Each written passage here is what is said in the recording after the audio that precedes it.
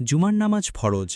আল্লাহ বলেন, হে ঈমানদারগণ, জুমার দিনের নামাজের জন্য যখন আহ্বান করা হয় তখন তোমরা আল্লাহর স্মরণে ধাবিত হও এবং বেচাকেনা পরিত্যাগ করো। সূরা আল জুমুআ ৯।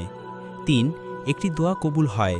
রাসূল সাল্লাল্লাহু আলাইহি ওয়াসাল্লাম বলেন, জুমার দিনে এমন একটি সময় আছে যখন কোনো মুসলমান বান্দা দাঁড়িয়ে নামাজে থাকে এবং আল্লাহর কাছে কিছু চায়, আল্লাহ তাকে তো অবশ্যই দেন।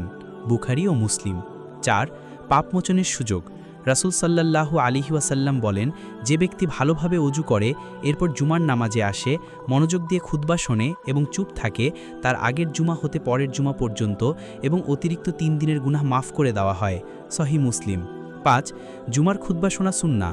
জুমার খুতবা আল্লাহর বার্তা ও রাসূলের শিক্ষা স্মরণ করার সময় মনোযোগ দিয়ে শোনা অনেক সওয়াবের কাজ। ৬ গোসল করা, সুন্দর পোশাক পরিধান করা এবং সুগন্ধি ব্যবহার করা। রাসূল সাল্লাল্লাহু আলাইহি ওয়াসাল্লাম বলেন, জুমার দিন গোসল করা, উত্তম পোশাক পরিধান করা এবং সুগন্ধি ব্যবহার করা মুস্তাহাব। আবু দাউদ। সঠিক মুসলিম এবং আবু দাউদে এসেছে।